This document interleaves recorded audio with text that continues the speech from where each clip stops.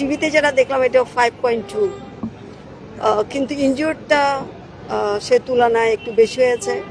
ঢাকার যেগুলো ছাত্ররা এখানে ভর্তি হয়েছেন তাদের কেউ কেউ অনেকটা প্যানিকে হয়ে একজন দোতলা থেকে লাফ দিয়েছে, আরেকজন দোতলায় নামতে গেছে, সেখানে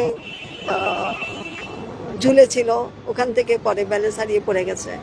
কাছে শুকর করি যে এখানে যে মাত্রায় ভূমিকম্প হয়েছে হয়তো কাছাকাছি কারণে এই মাত্রাটা অনেক বেশি হয়েছে, কিন্তু এরকম নানান বিষয়গুলো আসছে।